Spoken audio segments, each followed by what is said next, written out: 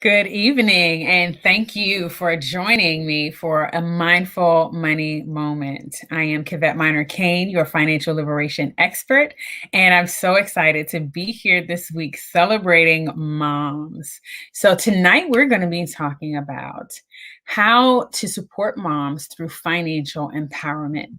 We're going to be talking about communications and intimacy. We're going to be talking about how to do our financial planning, both for living benefits with life insurance as well as death benefits, and recognizing how we prepare to care for our families. And so that is, such a huge a note for us. It's so important for us to keep that in mind. Yesterday was Mother's Day, 2021. And so we are all celebrating. I am celebrating. You guys know I celebrate every day, and I love finding something new to celebrate. And so we're celebrating moms this entire week.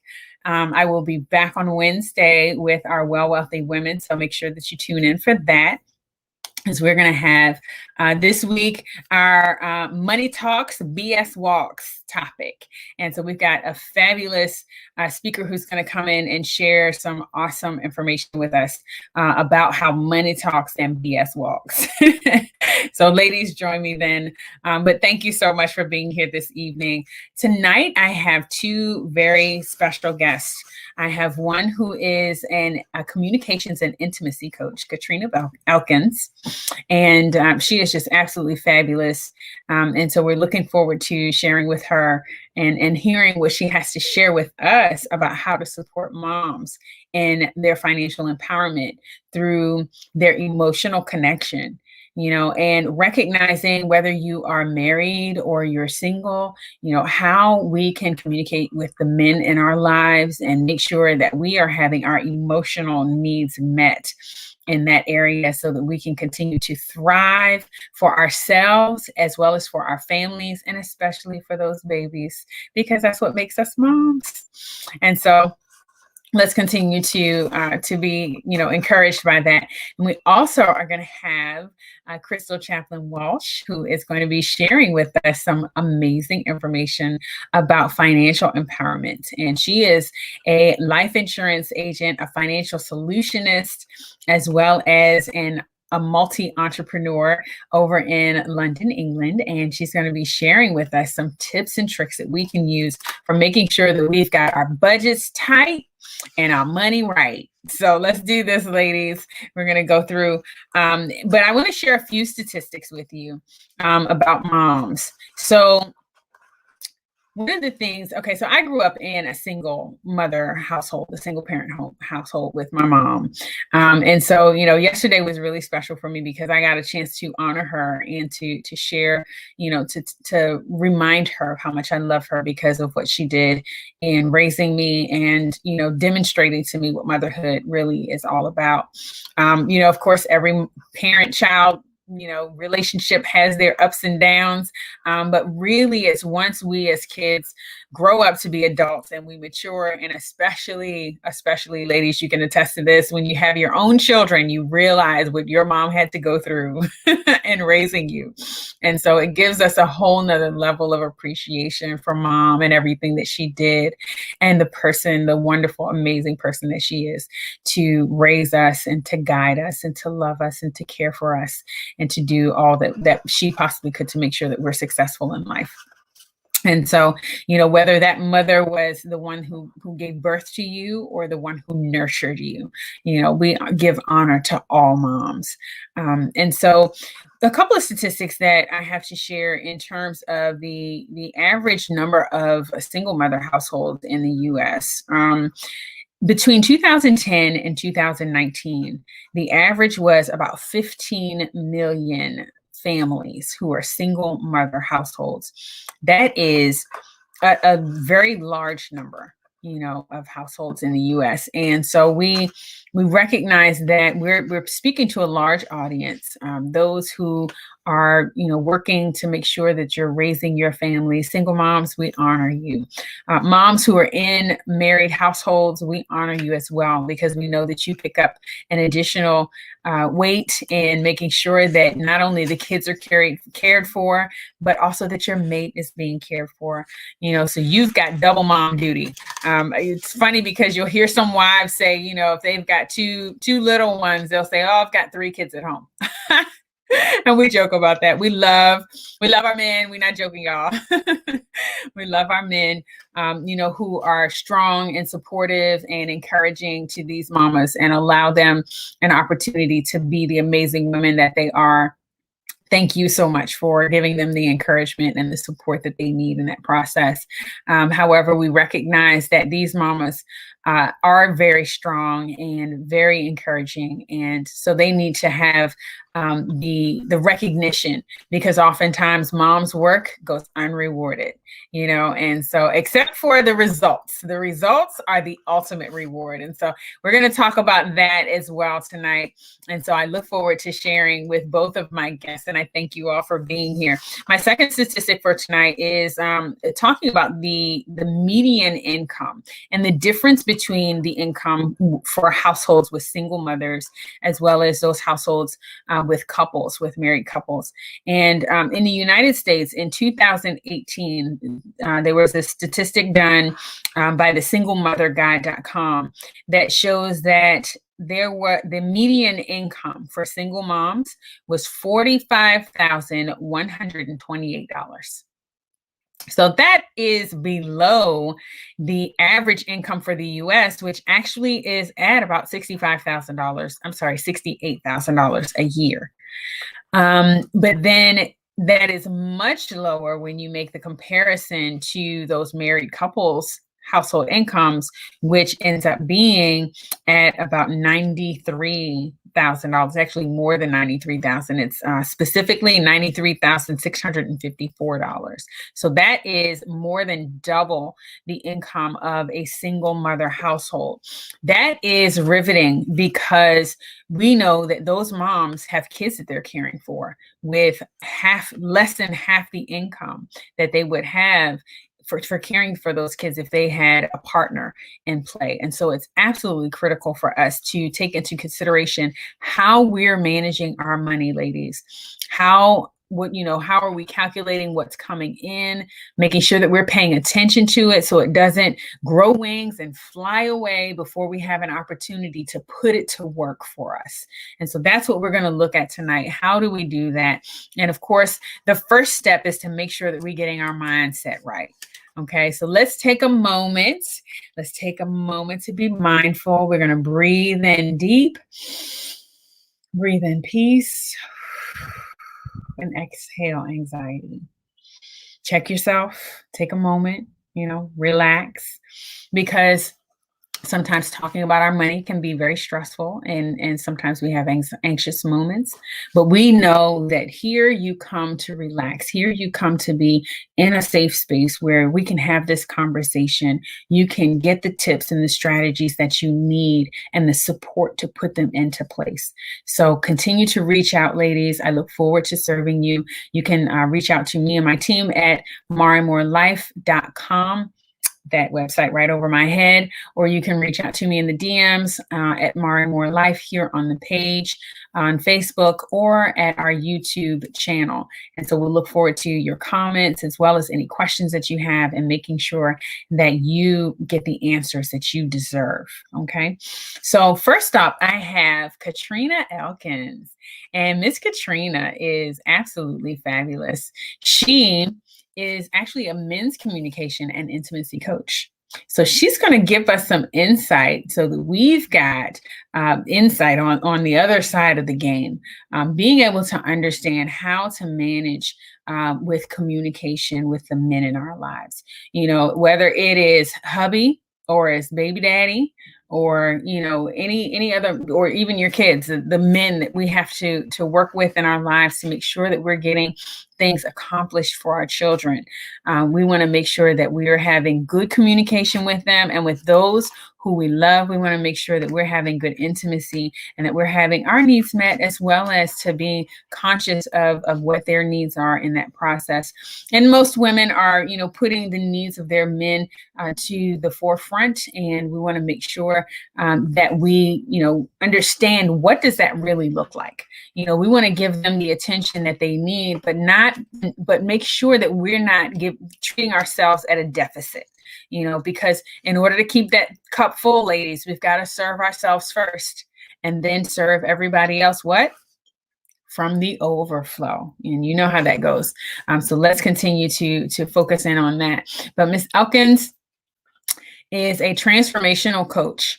And so she works with hundreds of men from around the world and transforming and forging stronger professional and personal relationships by using intuitive emotional intelligence. And you guys know that our equation here on Mindful Money Moment is emotional intelligence plus financial education equals self-sufficiency. So I'm here to guide you, ladies, on your journey to self-sufficiency by teaching you how to manage your money without losing your mind.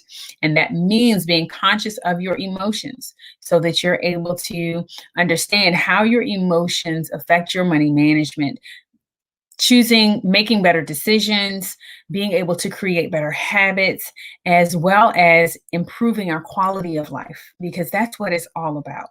The basic foundation is being able to have a positive, strong quality of life, because that's not only what we need to have now, but it's also what we need to prepare ourselves for in the future, making sure that our finances are set so that when we're not able to work in order to earn the money we need to provide for ourselves, we're still able to maintain the quality of life that we deserve at that time. And so let's welcome in Katrina Elkins. Hey, Katrina, how are you this evening? I'm very well, thank you.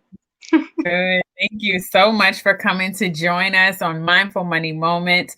You and I met, and I was so intrigued by your communication and intimacy coaching, because it's so important for us as women to make sure that we're taking to heart our communication, that we are expressing ourselves in our relationships and making sure that we're not feeling like we have to pull back or minimize ourselves in order to keep a positive relationship or to please, the men that we're with.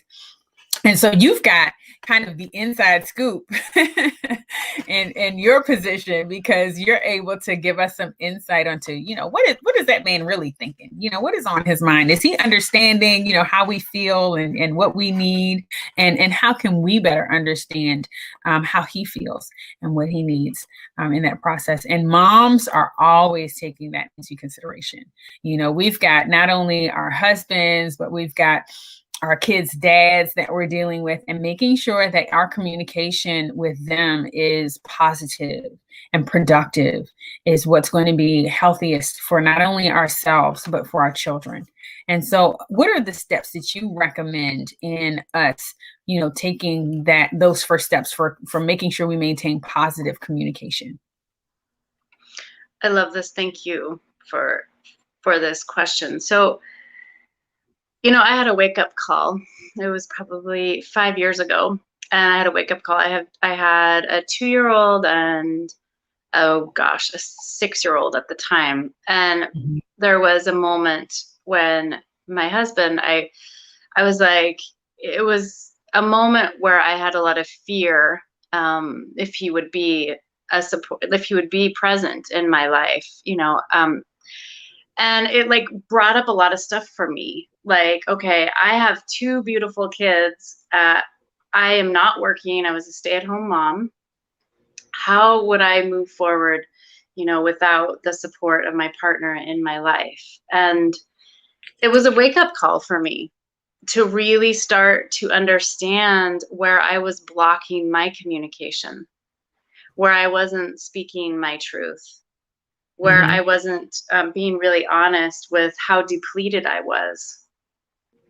And as you said, we have to give from a full cup. So that was probably rock bottom for me in my journey of motherhood, where I really felt, okay, what resources, what do I, like, how am I going to do this? Yeah. And how, like, where the dependent, right, the codependency, when the codependency comes into our relationships and we're not able to really be in that place of what we feel that we can be sovereign. So I'm here to really allow that conversation that needs to unfold and opening up. It's really difficult to talk about money. Nobody wants to talk about money. Right. Men don't want to talk about money. That's true. Women don't want to talk about money. But then even underneath all of that, I think that something even more uncomfortable is if we're not talking about the way we desire to share intimacy in the bedroom.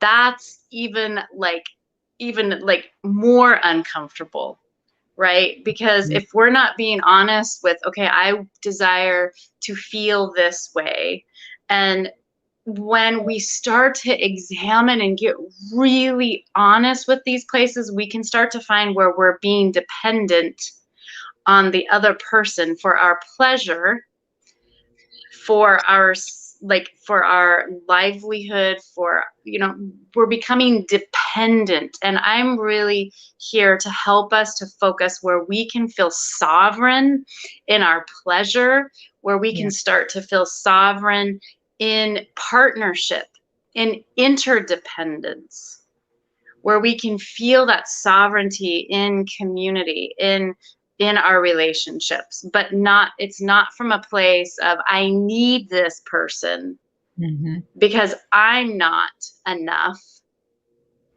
Then that's when we start to change a lot of these things. So I would say the biggest underlying thing, if you're in a relationship and your man or woman, is like, most likely we're all feeling very disconnected. We're not only disconnected from ourselves and our pleasure and our joy and our sadness and our grief, but we're also disconnected from each other. And we need to find these ways of connecting in communication that feels safe, Mm-hmm. that's not we're not critiquing the other person. We're just here to listen and to start to open up these pathways. So the biggest underlying of all of this is being able to listen to yourself and listen to your partner. That is like Mm-hmm. the beginning of it all. Like really starting to listen for key words, Mm-hmm. tune in. And then, like, if you start to listen to these places of what if your children are fighting, if they're trying to communicate something to you that's inside of you as well. What Yeah. your children are experiencing is not separate from what you're experiencing. Right. They will take on the energy that they see from you Mm-hmm. as a mom, and even especially between parents, and they will imitate that. I think the greatest illustration I've heard of that recently was there was a dad talking about, how his son, his oldest son, was communicating with his younger son. He was yelling at him. And he had to take a moment, and he says, why are you yelling at your brother? You don't need to communicate with him that way. Don't be rude. Don't be mean. Don't be nasty. Stop yelling at your brother. And he says, well, you do it to mom. Mm-hmm. Mm. Yep. And that was a wake up call for him. He said he had to check himself on that, Yep. because if you're disrespecting mom, then how are you teaching your boys to respect women overall? Yes. And that's a huge, huge point that we have to pay attention to, especially when they're so young. Yep. So It's thank you for bringing that.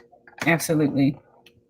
It's absolutely, we're here to help the next generation. Most importantly, yes, we're here to live a beautiful life in the ways that we can support ourselves, but most importantly, we're here to allow our kids to feel empowered, to Yes. feel their sovereignty, to like let them know that they can mess up. It's okay. Mhm. They can do all these things, and that they are supported in those messy places. And I think overall in the work that I've seen is a lot of us don't want to show our mess, and we don't want to show those places of some of our behaviors and our patterns that are ultimately creating more of the mess.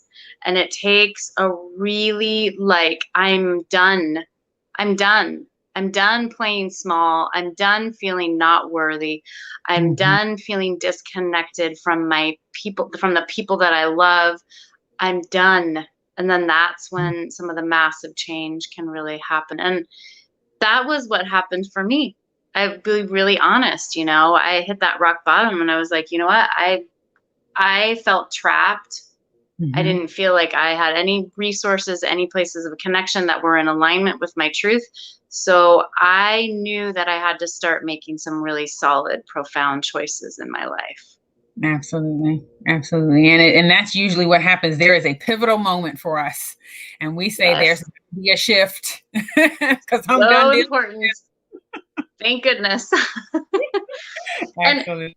Absolutely. I think the biggest thing that in the work with men, they don't feel that it's safe to share their emotions. They have not seen places where it's safe to share their emotions. And also, ultimately, our emotional intelligence is absolutely vital in the areas of where we handle money.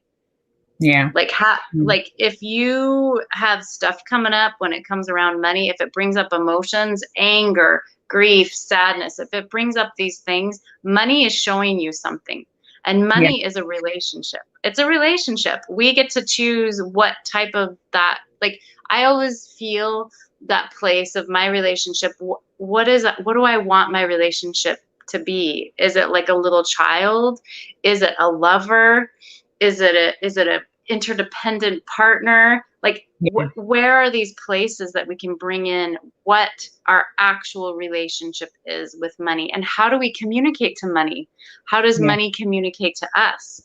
What is that? And when we start to open up these places of conversation, it can be really powerful for us.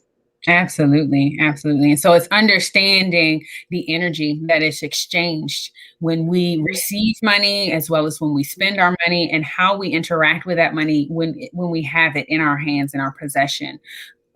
How we treat it, and how we think about it, how we talk about it makes a difference, and the same thing in our relationships. We want to make sure, because the statistics show us 9 out of 10 marriages end in divorce because of money issues, and that starts with not the money, but it starts with communication.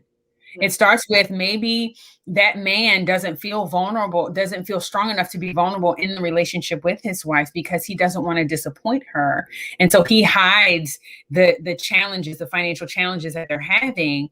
And then, when everything explodes, and it's just, literally an explosion, it's a breakdown in their communication, it's a breakdown in their finances, and ultimately a breakdown in the household. And so what we want to do is make sure that we are encouraging the steps that are necessary, the practices that are necessary to carry out in advance, so that we can prevent ourselves from getting to that point. So you said first to make sure that we are acknowledging our relationship with each other. If there's codependency, if there is, this feeling of discomfort, the anxiety that can sometimes come, like when we talk about money, are we having that same anxiety when we talk about our intimacy? And then identifying how to connect through communication. And then I know you've got a really nice program for men that you're able to, identify for them the steps for that. And so here with More Life, we also work with our women to make sure that we're taking the necessary steps so that they are conscious of how they're communicating and making sure that they're building those bridges. And so we're going to get some more insight from you about how we're interacting with the men in our lives, how moms can be supported through their financial empowerment. The first step is to reset our mindset with communication about our intimacy and about our money. Absolutely. And listening. And that deep listening. And I want to add in that one real quick thing. It takes 8 years before the decision actually happens for a divorce. So a lot of times people get that warning sign 8 years before the actual divorce happens. Wow. So Okay. So that's, pay attention to that. Yeah. yeah, Definitely. Definitely something to pay attention to. So we have to listen to ourselves first and then listen to our partners. It's kind of like putting your mask on. I think I say this every episode. It's like putting your mask on when you're on the airplane. When the temperature or the air pressure changes, or when the pressure changes, when the pressure changes in your relationship, are you putting your mask on first? Are you making sure that you're cared for so that you can then serve your mate and your children? And that is the weight that moms carry, you know? yep.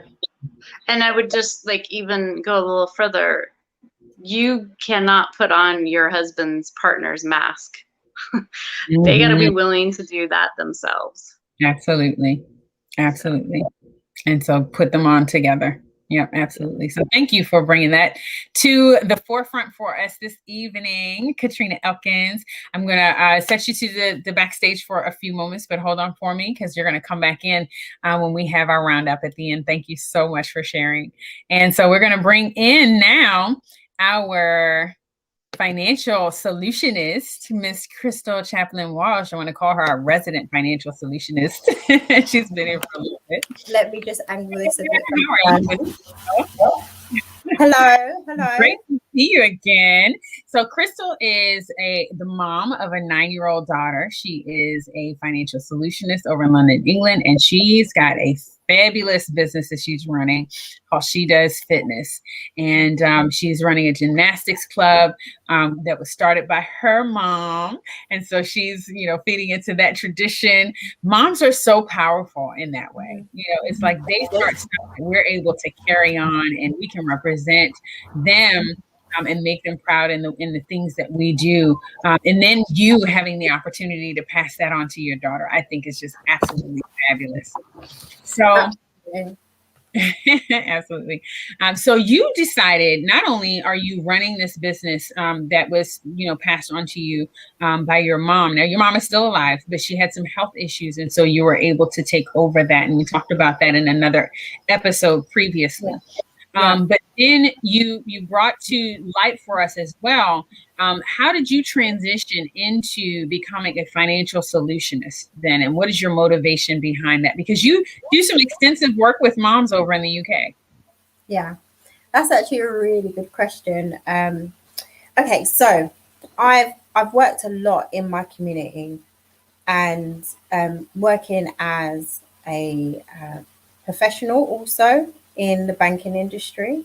Mm-hmm. So I've enjoyed a lot of qualifications professionally, and also using my life skills, I also became a youth mentor. So going from being a financial manager to being a youth mentor, which is something that I've been passionate about doing, is, when I actually get there, I want to be able to mentor young people to let them know that it's possible too. Mm-hmm. So, you asking how I actually got to becoming, a financial solutionist, why I work with mums. I'm a mum. I've been very passionate about my motherhood. I believe even way beyond me even physically having a child, there was a lot of preparation that came before becoming a mother, So, and now I'm a mum, I'm being able to understand the challenges that women go through. And I experienced a lot of it through my mother. And I think that we shared that before, you were speaking to Katrina, it's about how you speak to your children and what your children actually see. And sometimes what they don't see, but what they feel, what they understand, how they see you treat certain things in a home. So it might be you receiving letters and they see you not necessarily opening them. The work that I do here in the UK is like a 9-tier level sort of service. We do the insurance, as you mentioned. Mm-hmm. We do budgeting and financial advice, which we then incorporate CV writing and confidence building and career advice. And the reason why I've added those, again, is come with a long trail of dynamics in my career and all the skills that I've been able to pick up along the way, we talk about managing income and also reducing our expenses, which some people don't actually know the simple format of being able to manage your money coming in, about how much you apportion to saving, how much you apportion to reinvesting, how much you actually apportion to your expenses according to what your salary is. Then, with us being mums, there's a lot of dynamics that always change in terms of you may have an income which never changes, and that's fine. You might be in the same job or jobless and just home looking after your children. That income doesn't change, but life happens. And it's about how we manage when life happens, how we adapt, how we take those blows of the financial impact of life hitting us, and that's why I also incorporate the insurance into She Does. If you go onto the website She Does _UK, and you'll be able to see all the services that we offer, because I truly believe that all the services that I offer can stabilize someone's lifestyle, build on their lifestyle, and also incorporate some absorption into recovery, which I'm very passionate about, because I also had to deliver myself out of a situation to recovery. And I believe that women do have to go through that in life, and that could be dependent on whether you've decided that you are going to have children. Some people go from really well-paid jobs to becoming a mother, and then deciding that the well-paid job they can't fulfill anymore because of the type of mother they want to be, or maybe their job pushes them out, and determines for them that they're not able to do it. And there's lots of dynamics that we go through in that regard, in the corporate world, in our careers.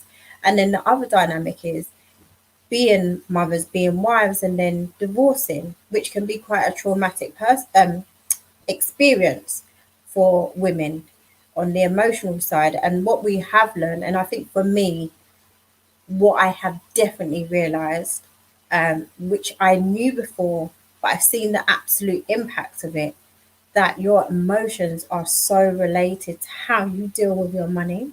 You get some people that would say, when it's like how a nutritionist would speak to someone about their habits of eating. It's the same as your finances. Some people will say, when I'm depressed, I don't eat, or when I'm depressed, I eat more. It's not the same rule for everybody, and with finance, it isn't the same rule for everybody. But there's really good habits that you can install into somebody in order that they can manage those life blows. But regarding women and regarding mums in the UK, I know there were some figures that were thrown out. And also I've looked up, and a lot of stuff comes up from the US, which is amazing. We love you. I love you. Right, across the pond. Yes. There are two websites. So there's parents.com, which I'm a fan of, but that is a US platform. And there's businesswire.com. Again, that's a US platform. And they have actually done a news report on financial stresses and how they impact mums particularly. And the reason why I came across that is because I have felt that is a discussion that's had in the playground by mums. That's a discussion that's had at the nurseries by mums, how much they're impacted with the finances with regard to becoming a mum. And as you speak about putting on your mask first, and that's what they advise you to do if you're on the plane, and it makes absolute sense. But at the same point, the moment that we even think about putting on the mask ourselves as mums, we're already thinking about our next move, which is always relative to our children straight away. It happens literally in seconds for some people, an instant, So just addressing the average salary over here for mums, full-timers get 35k a year. And I think that coincides with some of the figures that you mentioned on a US dollar level. And then for part-time mums is 12k. these aren't really massive amounts of money in terms of the financial liabilities that every household needs to sustain. That's a huge difference. I mean, It's to a, go from even, in pounds, when you're talking about 35,000, 12K is not half of that. That's a third of that. What yeah, in the yeah, world happened? That's yeah. that's like you're working, almost half as much, almost twice as hard, in half the time to make a third of the money. What in the Yeah. world?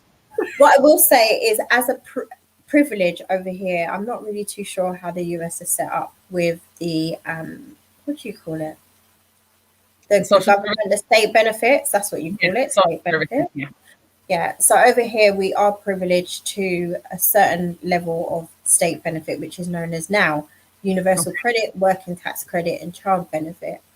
Okay. It does help supplement in terms of you do get provisions in terms of reduced costs for childcare, reduced costs for rent.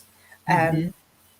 But when you work it all out, someone that's working full time 35K and someone that's working part time 12K actually ends up with the same disposable income often, not all the time. I can't say all the time, but often, and often meaning at least 80% of the time, Yeah. they're left with the same disposable income. The choice is, do you keep your career? Really? These are the choices that women have to go through. Do you Yeah. keep your career and do you do full time and endure the nursery runs and the nursery fees on that salary? Mm-hmm.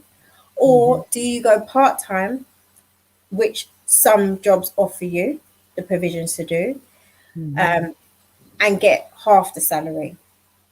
Yeah. Yeah. I just want to quickly, I'm conscious of time.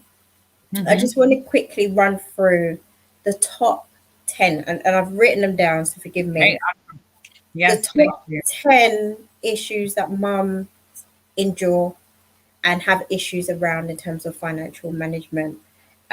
It's their income, which we was just discussing. It's child support, again, which we was just discussing. We don't know whether it's going to go up or down depending on where we choose to move with our money and our income. It's credit, so maintaining good credit. Why is that tough for us? Because when something comes up for our children, it is a priority. Mm-hmm. Okay, food on the table, priority. Making Yeah. sure that our children can go on school trips in our hearts. It's not a financial priority, but in our hearts, again, linking the emotion with finance, that Yeah. is a priority. You Absolutely. know, Yeah. and again, that takes out the disposable income or sometimes eats into the overdraft. Yeah. Mm-hmm. Yeah. Um, Managing debt, paying it regularly. Life happens. Maybe we can't keep up with the payments. We're not getting that extra support. If the father is around, we may not be getting the right contributions to actually help with that. Childcare, um, we've got taxes, which is slightly different for us here. We don't know. Sometimes it fluctuates, depends on our financial position. Us running errands is tight for us, isn't it, as mums? We don't, we've Yeah. got to drop the kids, not drop the kids, take the children with us, not take the children with us, tell us to be quiet, hold the meeting, put them in the corner of Uh-huh. the Zoom. Especially during these days of Zoom, everything. Right, right. Meal preps. When I speak to my ladies about their budgets, ladies, I know time is essence, but can I say something to you? Buying pre-prepared food wastes so much of your money. Mm-hmm. Pre-prepared food wastes so much of your money. Buy the whole amount, chop it up yourself, prep it yourself. You can save so much money. I speak to my ladies about meal plans. You might think, what has that got to do with budgeting or financial management? A lot. I literally save women hundreds on their monthly food bill. Easy, you know? Yeah. Yeah. And it Absolutely. brings such a smile to my face when I do that. One thing that I know you're passionate about, which is number 9, Cavette, is retirement planning. Yeah. Us women, we don't really think about it because we're thinking in the moment. But if you love your babies, plan for your retirement, because you can imagine you've got to 65, there isn't much in the pot. You're going to kind of be a financial burden on your children. And I know you work so hard throughout your working life. I'm sure most people don't want to do that. Yeah. So plan for your retirement. And one of our joint favorites is insurance. Why insurance? Because it stabilizes your financial income, your lifestyle, if something should happen to you. People always speak about you are your own cash cow. If you're not Mm-hmm. able to work and money's not coming in, then what? What happens to that? To the bank of mum, we call it. What happens to the bank of mum? If mum's not working, where is the money coming from the bank of mum? It stops. Yeah. With insurance, things can continue. It gives you a buffer. There's that extra, investment there where if the worst should happen, there's a payout. Also, it looks after your children.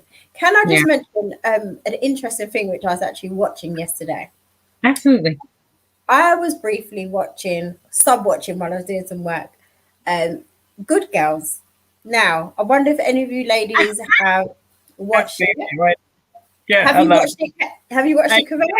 I saw that. That was one of my get through COVID, TV shows. I was like, okay, I can veg to this for a moment to kind of bring down, the anxiety, because we needed that, Yeah.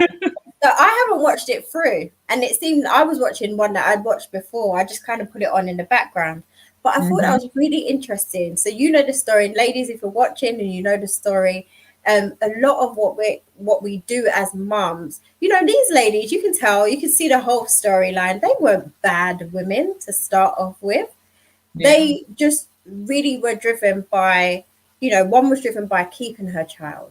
Another one was driven by making sure that there was enough healthcare money. The other was driven by making sure that her family stayed together. And she was a woman that was in a marriage. She was a woman that was in a marriage, but unfortunately her husband was he was having an affair, I guess, to alleviate the stress. It didn't seem like anything more than that, really, to alleviate the stress. And he was hiding. Katrina mentioned before, men don't always disclose their financial situation to a woman because they're the providers. He didn't disclose the fact that they could be losing their assets to her. Yeah. Meanwhile, she's home, not really doing anything, where she could have just grabbed. Us women, we're fluid in the sense that we'll work and, support the man and do what we need to do. And I'm sure she would have done that. Hence why they turn into these shop robbers. So I thought I'd just bring that to the table. Not that I'm encouraging anyone to rob a store. Of course not. Of course not. You did not. Don't do that. In fact, come and speak to Kavette and I about your money management. It's done with love, care, and, a meticulous thoughts, in able to work towards your goals. Let me just say it, towards your goals, not ours, yours. And we want to just be able to be in a position where we can help you mindfully. So yes, a mindful money moment we'll have with you. That's the hashtag for today, right? Yeah, absolutely. Every week, every day, we want to be mindful about our money. We want to create habits that are going to support us in being able to maintain our money management so that we're able to have our money work for us, and especially at a time when we're no longer able to work for it, And so it's absolutely key that we make arrangements and take into consideration what's going to happen in advance so that we can prepare for that. So 2 things you mentioned were being able to have a savings and for our retirement, being able to put that into play. And then also being able to manage the money that we have coming into the household on a monthly basis. Yeah. So we make sure that, just like you stated, one of my favorite things is to remind women that, we should see our financial advisor the same way we see our doctor, at least once a year, and especially when there's an emergency or a question that's come up, because it's our financial health actually affects our physical health, and it really does. And that with nutrition and being able to make sure that we are staying on top of our health, both physically and financially. Yes. Yeah. So thank you so much for sharing all of that. I'm actually going to bring in Katrina back to chat with us for a few. And we're going to talk about just what are those, absolute like key essential things that you ladies would recommend for our audience in making sure that we're taking the steps? Because here on Mindful Money Moment, it's not just about what to do. You know, we know about budgeting. We know about paying attention to our credit and, you know, our savings. We know that insurance policies are available and that investments are out there. We understand that we have partnerships, you know, that we're working with, whether our children's father is our husband who we're married to, or he lives outside of the home, and we are co-parenting, you know, which is a big deal. We have to make sure that communication is there for that. So Katrina, I'd like to ask you first, you know, what is your number one recommendation for moms when it comes to communicating with dad about the kids? You know, when we're thinking about how do we, you know, have this conversation, if we are concerned or we want to plan something for the future, you know, how would you recommend going about that communication, especially in a situation where she realizes that he may be a little sensitive about talking about money, and they, you know, are trying to break into having that communication. You know, there's a lot of women out there that are, you know, have maybe, you know, been holding back in their communication because they don't feel confident about the reception of that. So how do we work through that? That's a big that's a big that's a big topic. Yeah.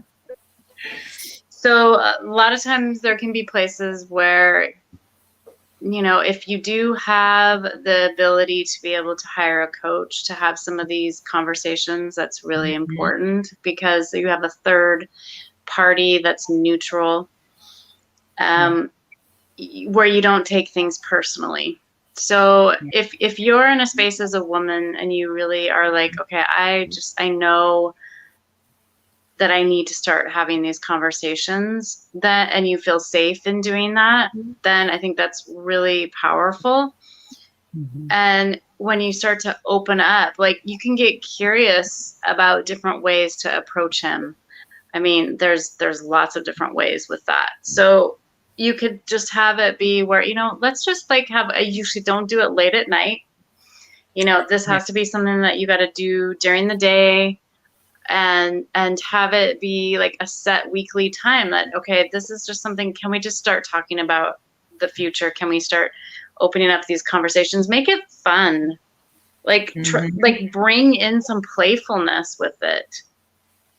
Make it more, and that's difficult, right? Because we're talking about money and we're talking about children. So invite in some gentleness here, because he's automatically going to go into defense if you're wanting answers. And so it's, oh my gosh, there's a lot there. Basically, the first and foremost, you got to make sure that you feel safe in going into those places of conversation, because it can bring up a lot for men. They can feel attacked by it. They can feel very vulnerable. It's a space where there's got to be a lot of tenderness going into these types of conversations.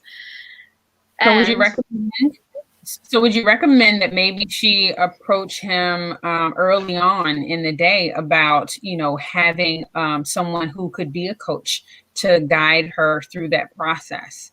Or, you know, I mean, I know as a wife, you know, we really have to be considerate of a man's ego in those situations. And just like you said, he can be very sensitive about, you know, feeling questioned or even attacked, you know, and of course we don't want to come off, you know, ranting about it or frustrated about it, because we're only going to transfer that energy. But I'm thinking, you know, in making that initial approach, how would you say to, you know, to ask him about being able to work with someone who's a third party, and being able to make that approach, you know, something that you can at least have a discussion about? Yeah. So a lot of times what can happen is there can be a place where a woman can just say, you know what, I really desire, what's the end goal? What is the end goal, right? What is that end goal that takes it out kind of the now, of the immediate thing that you're feeling? So what's the end goal? And then if you're able to kind of say, okay, you know what, I really would love for us to go on more vacations, or I would like for myself to have more free time, or, you know, what are we going to do for our kids, you know, 5 years from now? I like start to open up and think of it in a way that you're opening up a conversation for a common goal. Yeah. And trying to find what that common goal is, right? And that sometimes that can take the like, oh yeah, that's a great idea, and then that could be the evolution of where, okay, I found this great class, or I found this coach, or, you know, I think that maybe this could help us really focus in. And a lot of times what happens is marriages, people who are in a relationship, when they start to get some really strong warning signs and there's some like stressors, it's like that's when they ask for help. But if we can go like a couple years back from that, then there's a possibility that there's some really strong foundational support for the relationship that can really unfold in powerful ways. So don't wait for the crisis. Yeah, I heard you say focus on the end goal, but also schedule a weekly time to talk. You know, and that's something that we can absolutely do in the beginning of our relationship. How about we do that while we're dating, before we get married? You know, and especially, you know, if a woman is dating a guy and finds out that she's pregnant, they're not married, they don't plan to get married, she doesn't want to marry him, you know, being able to have those conversations is going to be absolutely key. So establishing that you can, you know, have a weekly time to just chat for a few minutes. You know, let's just update each other on what's going on, have a couple of standard questions, and then, you know, carry the conversation from there, you know, and that works. I'm going to let you come in, Chrystal. Yep. Thank you so much, Katrina, for sharing that. I'm going to ask you to just, you know, give a final comment before we close out as well.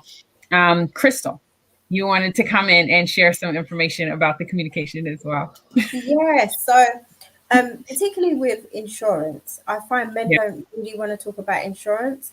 So in terms of the question that you posed, I would actually, what I normally recommend to my ladies is do yours first. Understand what that is. And I'll have a consultation with you. Some policies we join together, not all. So then once you're in a position where you understand where you're going with your stuff, then show him the end product, because Katrina was speaking about the end goal and what the purpose is for. And then, because some men are even reluctant to even have the conversation. They want to see that it's done first. So ladies, get your stuff done, or go in and have a consultation with a financial advisor first. And then you can kind of get around the men and say, hey, honey, like my financial advisor has advised that it would be really good for us to do a couple of sessions together. You know? Okay, nice. You know, because men, you know, they're lovely. We love our men, but there's a way that you have to work around them for them to understand that it's an encouragement, not a request or a pressure. Yeah, or demand. Yes, that's the word.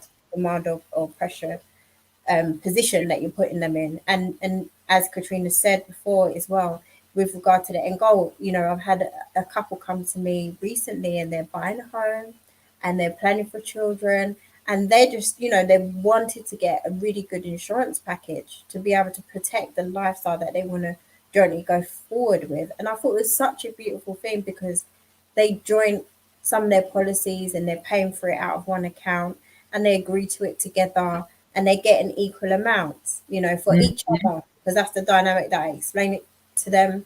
It's about the home, it's about their children, and it's about each other, why they're getting the cover. So I think, you know, it's just been, if we got, as a lady, we've got to have some tact, haven't we? Absolutely. Yeah. And that's it. It's being tactful about it. A lot of times, just like Katrina was saying, if we wait until there's a frustration in the situation or between the communication, then we've already waited too long. You know, we as women are super intuitive, and we need to pay attention to our intuition straight off the bat. And you talked about that, Katrina, with the intuitive emotional intelligence. And so for us, it is paying attention to those techniques early on and not just handing off all of our financial power or responsibility to the man in our life. Ladies, do we realize that that actually creates more pressure for him in the relationship? When we throw our hands up and we say, oh, well, you can do everything, then it creates a dynamic where now he's got to carry this weight, and then when you approach him about being able to share the management of that, it's kind of like you're taking something back. What is that? Yeah. It right. So I need to take that back, because then that creates that challenging dynamic that you were talking about, Katrina, and so we have those conversations. I heard you say something really good, Chrystal. You said, then ask him to join you for the interview after you have gone to handle your finances for yourself. So it's kind of approaching it from the situation where you have handled or cared for yourself, and now you're coming from a position of concern. So what do you feel is the response, Katrina, from the guys? What is the feedback that you get from them about women approaching a situation or communication in that way? Are they happier to have that be the circumstance, or do they want to be, initiated, from the very beginning of the process? That's a tricky, that depends on the people involved. That can be a very tricky situation. So I would say that's where you go into your intuition, and that's where, okay, there's a lot of layers in that one. So you got to trust your intuition and really, I just want to speak to the women who are in that space right now. If you're like, I don't even know how to approach this with my partner, with my spouse, there's spaces for you to start to get curious about. A lot of it's inner work. A lot of it is the work that we need to do within ourselves, especially when it comes to money scarcity and the bigger picture of what we're desiring.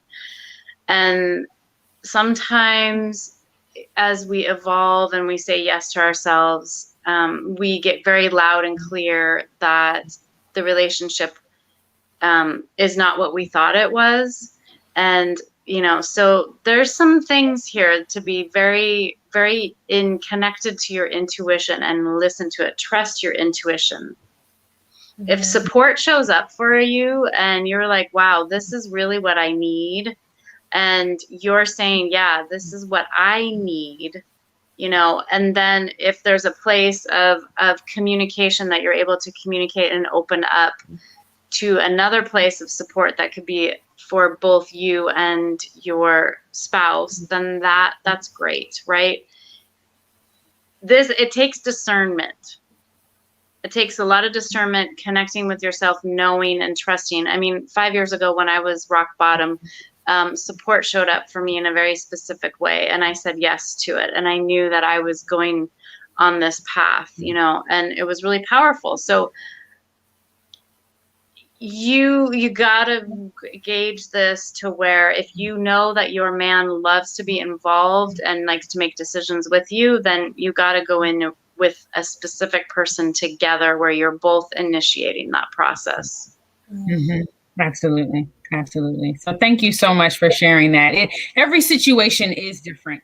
Every relationship is different. Every individual is different. And we have to honor that and recognize it. But there are certain techniques that we can be conscious of in our approach to communication, as well as in our approach to managing our finances. The most important thing, ladies, is that we care for ourselves first. Is that we make sure that we are good, and then we're able to serve and to care for everyone else in our lives. Fill your cup, and make sure that you're serving from the overflow, because if we become depleted, then that means that we're giving what we have is not enough. And that's where the challenge comes in for us in the balance, because we're going to start to feel that. We will feel that emotionally.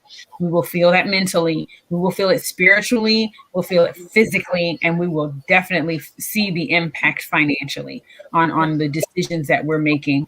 And so I thank you, ladies, both, for joining me this evening for a mindful money moment. We're talking about how to empower moms financially, making sure that we are managing the relationships in our lives, whether it be, taking care of our kids first and foremost, and then also managing those relationships with their dads, whether it's our husband or someone, the father is not in the home.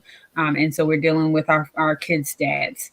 And so thank you so much again for being here. You can reach both of these ladies on their Instagram. You see here below, Katrina is at Katrina_Elkins, as well as we've got Chrystal Chaplin-Walsh here, and you can reach her on Instagram at shedoes_org. And so thank you so much again, everyone, for joining us for Mindful Money Moments. Please be conscious of, taking this advice and going to ensure that you are receiving the coaching that you need for your specific situation. What we're doing is giving kind of, blanket general advice on tips that you can apply on a basic situation. But your situation is going to need special and specific attention. We encourage you, just like, medical advice, you want to make sure that you're seeing a doctor who can put his hands on you and, let you know specifically, have that intimate conversation about what is your personal experience in order to find the solution that's going to work best for you. Mm-hmm. So thank you so much again. We're celebrating moms. So happy Mother's Day. Happy Mother's Day. Happy Mother's Day. Absolutely. Happy Mother's Week. And we're going to continue our celebration throughout this week as we move on and continue to recognize moms and all of the amazing, wonderful things that you do. So thank you again for joining us for another Mindful Money Moment. Have a wonderful evening, and we'll see you on the next time. Thank you.